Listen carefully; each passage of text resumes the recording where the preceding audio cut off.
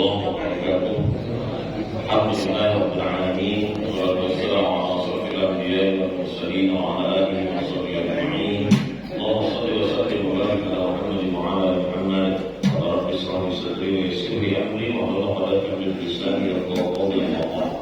Ketua Masjid dan seluruh pengurus yang kami hormati, Bapak Ibu jemaah saudara-saudara yang dimuliakan Allah. Syukur kita sama Allah sesuai dengan mintaan kita sama Allah. Waktu sebelum Ramadan, Allahumma di syahri Ramadan. Ya Allah, sampaikan kami di bulan Ramadan. Hari ini yang ke-11. Alhamdulillah sampai hari ini belum ada berita.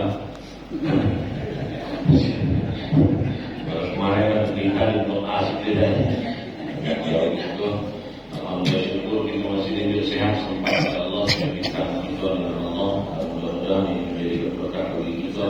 Karena ada dua amalan yang bulan Ramadan ini yang akan menebus dosa-dosa kita di hadapan Allah Subhanahu wa taala, dan hadis ini ada datang sahih. Yang pertama, man shoma Ramadan imanan wa ihtisaban ghufira lahu ma taqaddama min dhanbi. Siapa kamu yang berpuasa di dalam bulan Ramadan dengan iman dan penuh keikhlasan berharap ridha Allah Subhanahu wa taala akan ampunkan dosa-dosa kita yang sudah lalu. Ini teori yang disampaikan Rasulullah, dan ada beberapa kita mungkin yang tidak percaya dengan hadis ini, karena alangkah mudahnya dosa itu diampuni oleh Allah cuma berpuasa baik, tapi tidak pula semudah yang kita bayangkan, karena Rasulullah juga sudah nyusul dalam hadis berapa banyak pengampuni yang puasa tidak dapat apapun kecuali dapat lapar dan haus. Sangkan ngomong Nabi itu ngomong itu berarti banyak di antara umat ini yang melanggar. Tidak di sini apa? Kalau di sini ditulisi dilarang duduk-duduk di taman ini, berarti banyak yang duduk di taman itu sampai dibuat pelarangan tuh. Contoh lagi, dilarang merokok, pasti banyak yang merokok di tempat itu sampai membuat larangan itu. Nah itu logika yang kita pakai. Jadi sampai Nabi itu ngomong semua itu berarti banyak umat ini yang cuma dapat masuk lapar dengan haus baik. Kalau usah diuraikan, kalau sudah diuraikan pasti ada ustaz-ustaz yang sudah lalu, pasti tidak terlalu mau itu lagi yang sudah tidak sudah diuraikan. Jadi yang sudah pasti kamu paham kalau jadi bukan semudah yang dibayangkan.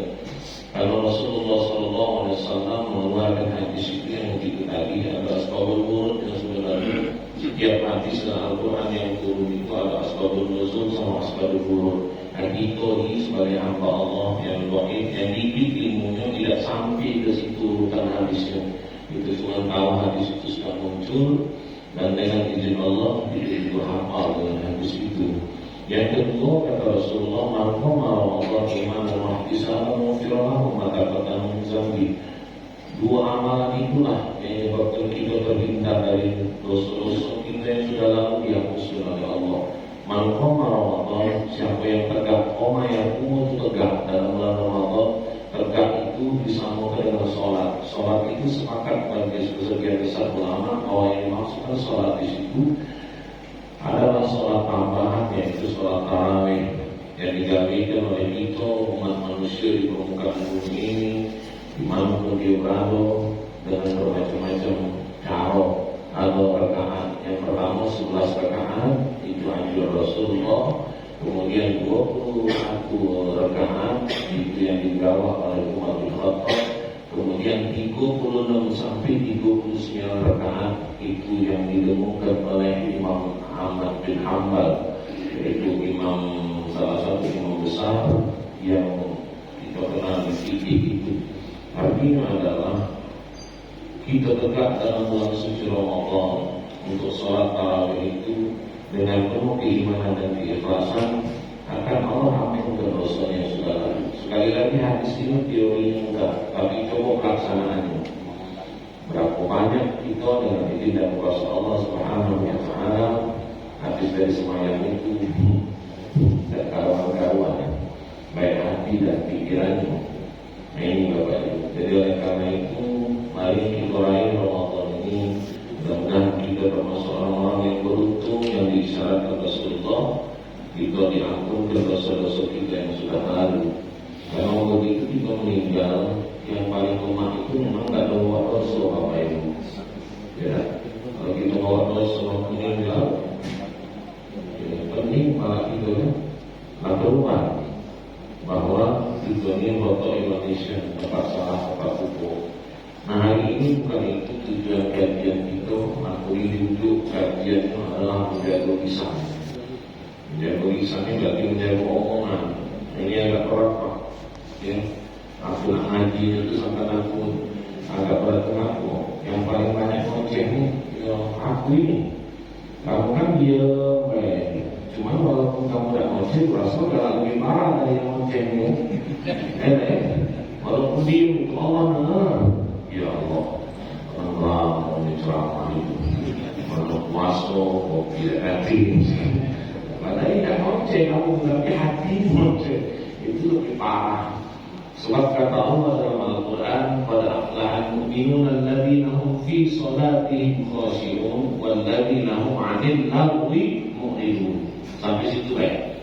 Ayat beruntung orang-orang yang beriman yang dia khusyuk dalam sholat dan dia jaga lisan dengan perbuatannya dari lagu, dari perbuatan yang sio-sio. Jadi termasuk orang-orang yang beriman kepada Allah Subhanahu wa Ta'ala yang menjaga lisannya dari perbuatan yang sio-sio. Artinya apa Bapak Ibu hadirin rahimahullah? Yang namanya menjaga lisan ini salah satu yang dimaksudkan oleh Rasulullah dalam hadisnya adalah wahifzil lisan. Ada 4 yang dirindu surga. Salah satu yang disampaikan Rasulullah wahifzil lisan. Dia jaga lisannya. Dia jaga dari perkataan larang, dia dari perkataan yang tidak membuat orang senang dan tidak menyebabkan dengan izin dan kuasa Allah perkataan dia itu jadi sio-sio. Makanya pada saat Rasulullah Isra Mi'raj, beliau berkata di dalam umat, aku Isra Mi'raj, banyak orang yang tidak percaya. Dan kita juga mungkin tidak percaya Bapak Ibu. Kalau seandainya Rasulullah datang hari ini ngomongkan bahwa aku ini Isra Mi'raj, mungkin kita takut begitu, maka langsung dijawab oleh Allah, wa ma yantiqu 'anil hawa in huwa illa wahyuha. Tidak Muhammad itu ngomong basi-basi, tidak apa. Yang dia omong itu adalah wahyu dari aku. Makanya hadis ini kan ada 3 Pak.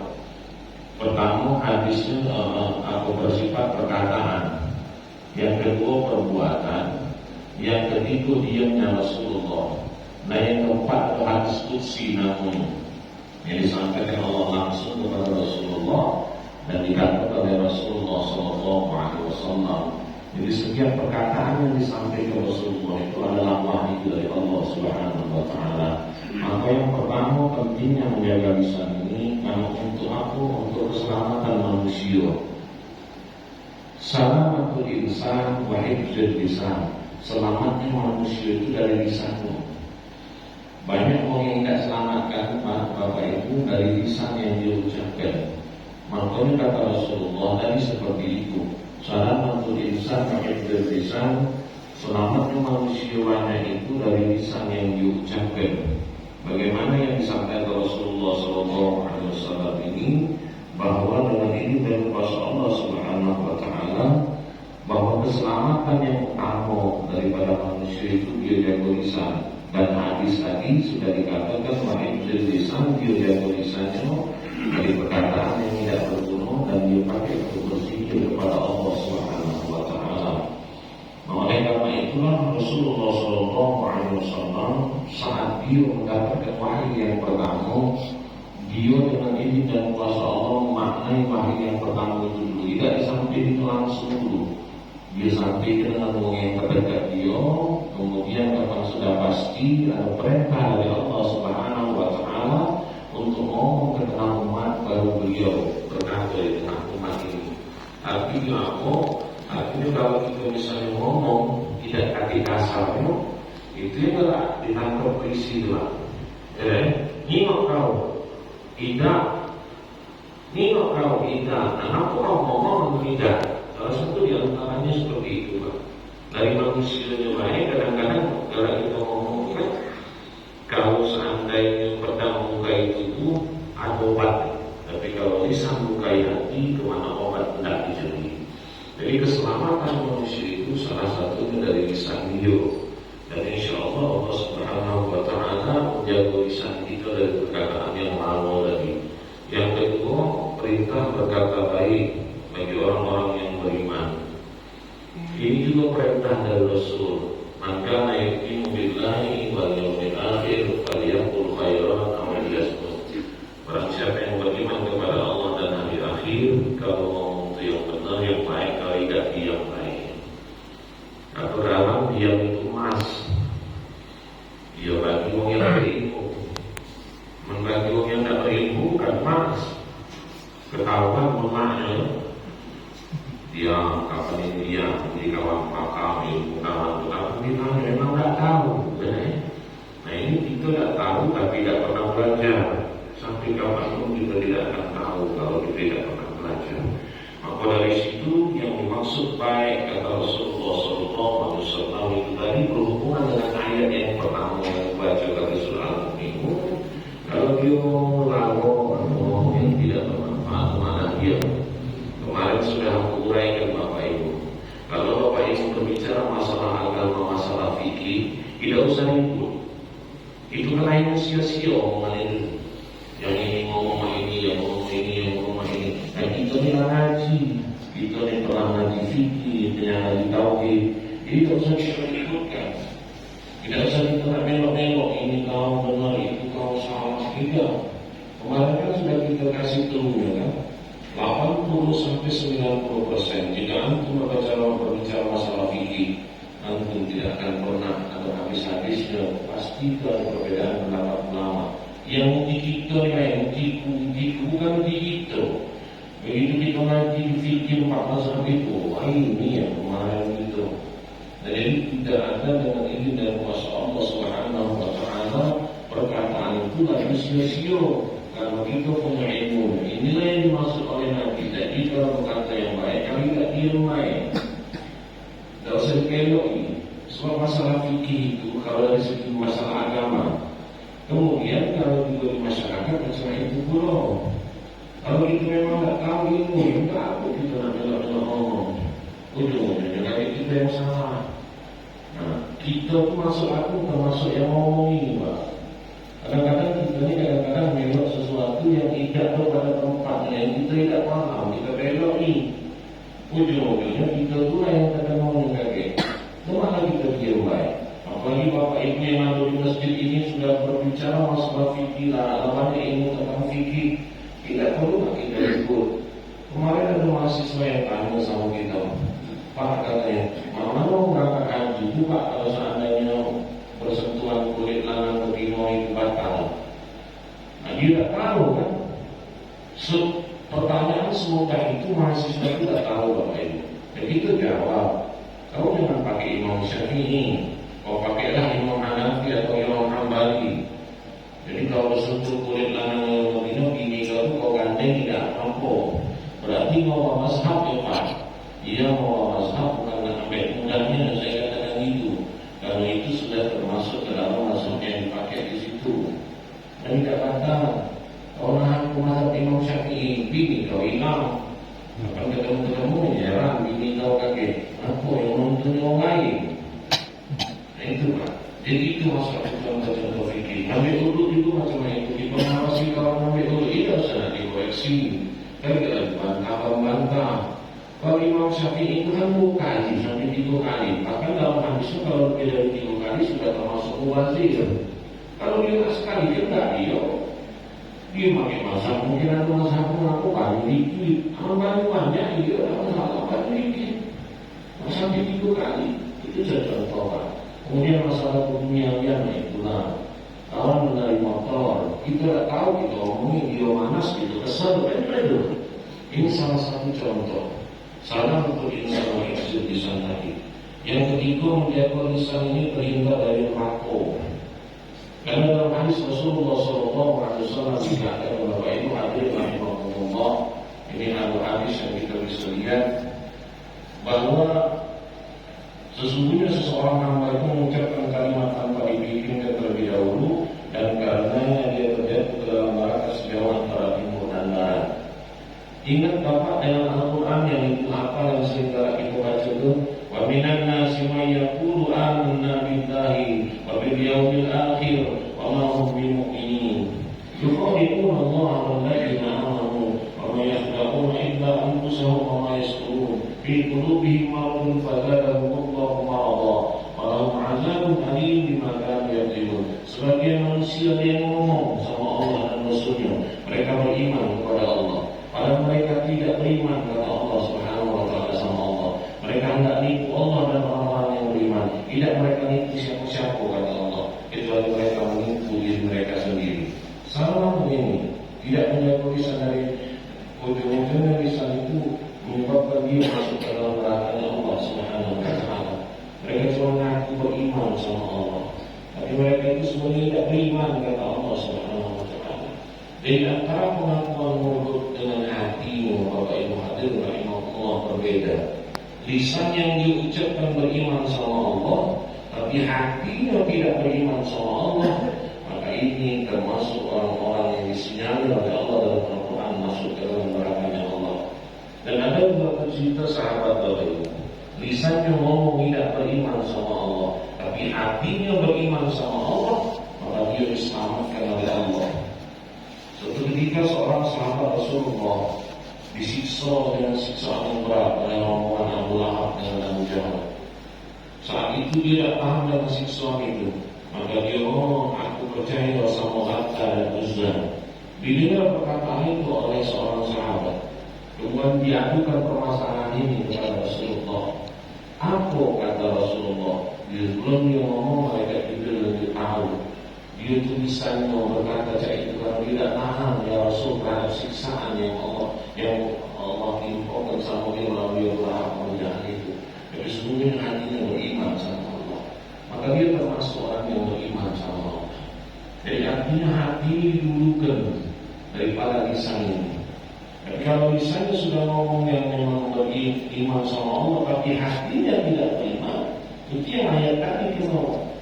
Nah itu ini makanya disuruh dalam sembahyang itu kata kiai dulu, dan memang dengan itu dan pas Allah salah satu syarat yang disampaikan oleh para ulama untuk mengkhususkan sholat itu antara mulut dengan hati sama ke.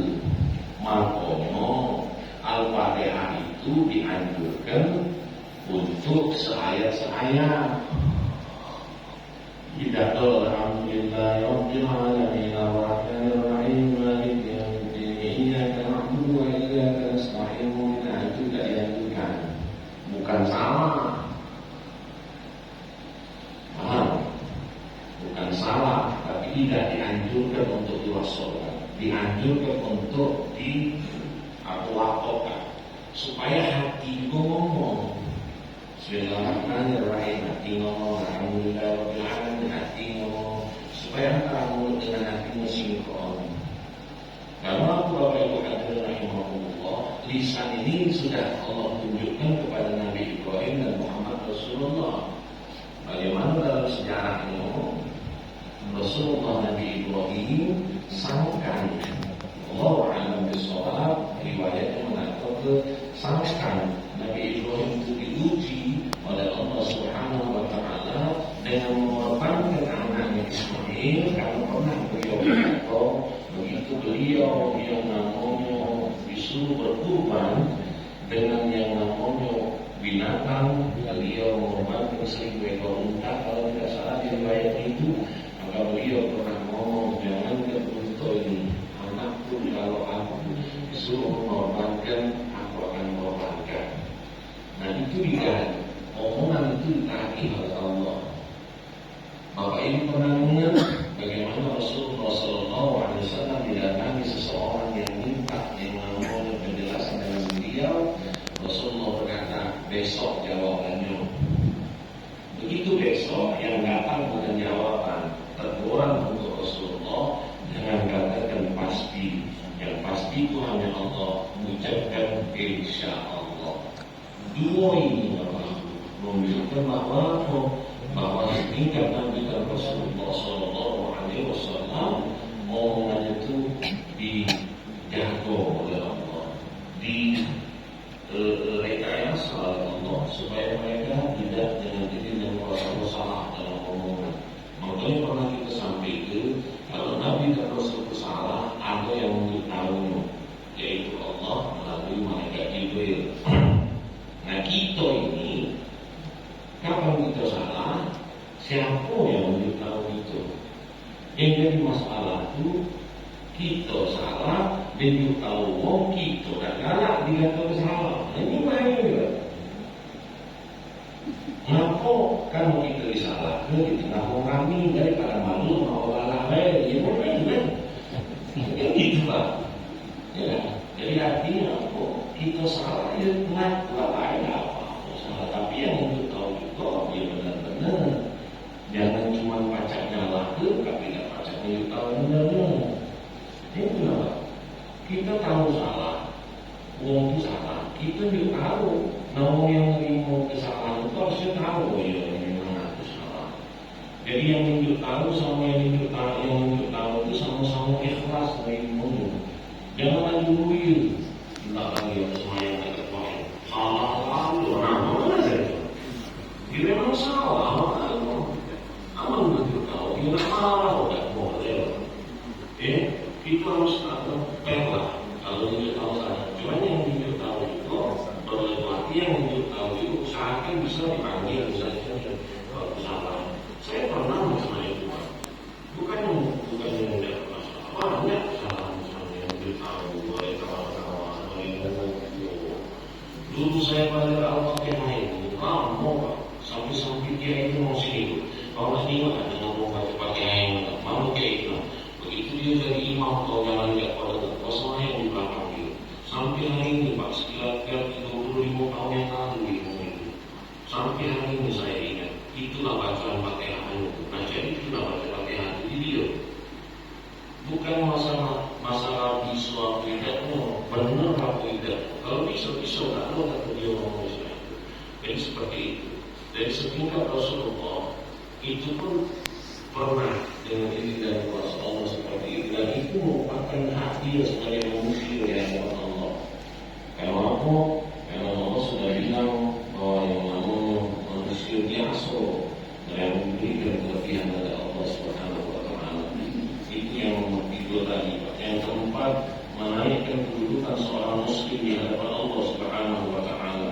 Kalau dengan diri dan kuasa Allah Subhanahu wa Ta'ala itu yang namanya izin Allah lisan kita ini semakin kedudukan kita di hadapan Allah. Dari Abdullah bin Amr dan Muhammad bersabda, seorang muslim adalah orang yang kaum muslimin selamat dari lisannya. Jadi orang muslim itu dengan muslim yang lain itu selamat dari lisan dia. Kenapa? Karena sama-sama memberitahu kebaikan di hadapan Allah Subhanahu wa Ta'ala. Makanya Allah Subhanahu wa Ta'ala berfirman bahwa asri innal insana lafi khusr illa alladziina aamanu wa 'amilus shalihaat wa tawassaw bil haqqi wa tawassaw bis sabr. Ini masa semua manusia dalam keadaan kerugian kecuali mereka beriman dan beramal soleh dan saling nasihati di dalam kebenaran, saling nasihati di dalam kesabaran. Nah ini kan, jadi kita saling nasihati dalam kebenaran, saling nasihati dalam kesabaran, bukan untuk saling berbantah-bantahan, bukan saling mencari yang menang, bukan saling mencari yang kalah, mencari solusi untuk apa yang kita lakukan ini benar-benar yang namanya di hadapan Allah Subhanahu wa Ta'ala bagus. Jadi artinya apa? Menjaga lisan kita ini akan meningkatkan derajat kita terhadap sesama muslim kita. Salamatul insan tadi, kita jaga lisan kita ini untuk selalu zikir sama Allah. Makanya apa? Makanya yang namanya orang-orang yang menjaga lisan itu, orang-orang yang berhifz lisan itu, insya Allah diri surga oleh Allah Subhanahu wa Ta'ala. Bapak Ibu hadirin rahimakumullah, yang terakhir dari kita yang namanya menjaga lisan ini, itu kita pakai zikir sama Allah. Makanya syarat yang namanya sah itu salat Bapak Ibu, di samping yang namanya itu apa rukun itu 13, salah satu rukunnya itu adalah rukun qauli, rukun lisan. Ya, makanya kalau Allahu Akbar takbiratul ihram, kalau dia cuma mengangkat kayak tidak mengucap lisannya, itu dia khawatirkan salatnya menjadi tidak sah. Kenapa? Itu termasuk rukun qauli. Al-Fatihah juga seperti itu, Pak. Ya, kalau dia salat BBM, mulutnya tidak berbunyi, tak tahu ruku, tak tahu sujud tahiyat itulah tangan kanan salam kiri lidahnya tidak bergerak, berarti dia tidak cukup melaksanakan rukun qauli. Tidak cukup melaksanakan rukun qauli, sholatnya tidak akan sah. Nah ini yang kadang-kadang Bapak Ibu hadirin itu adalah hal lain. Jadi rukun qauli mana dalam semuanya? Yang pertama takbiratul ihram, yang kedua al-fatihah, yang ketiga tahiyat. Itulah takbiratul ihram. Maka harus berbunyi. Tapi bunyi yang disahkan fikir itu berbunyi lisan kita ini cukup kedengaran kuping kita. Jangan kita semua yang di sini kawan di belakang sama kedengaran. Jadi sama apa aja ya. Sama, aduh, nggak usah. Cukup kita sama kuping kita layan. Dan itu merupakan rukun yang dipelaksanakan. Nah, jadi bapak-bapak, ini dari lisan itulah untuk zikir sama Allah. Itu kalau dengan kita zikir sama Allah, maka itu dari sisi kita di hadapan Allah, di hadapannya Nabi Rasulullah Sallallahu Alaihi Wasallam. Aku pikir itu Pak, masalah lisan ini. Karena itu cuma kajian yang bisa kita mungkinkan pada subuh ini. Mudah-mudahan kita termasuk orang yang bisa jaga lisan kita. Apalagi di Ramadan ini yang dikatakan oleh Rasulullah SAW seperti yang sampai di hadis tadi, shoma Ramadan imanan wa ihtisaban. Menjaga puasa kita dengan penuh keimanan dan penuh keikhlasan. Mudah-mudahan kita termasuk orang-orang yang bisa menjaga lisan kita dan kita doa sama Allah agar lisan yang keluar dari mulut kita ini merupakan ibadah kita sama Allah Subhanahu wa Ta'ala. Aku pikir itu yang bisa kita sampaikan. Mudah-mudahan Allah ridho dengan pertemuan kita ini, dan insyaAllah kita selalu di dalam yang namanya zikir sama Allah Subhanahu wa Ta'ala. Amin ya Rabbal alamin. Demikian dan sekian. Bila itu wal hidayah. Assalamualaikum.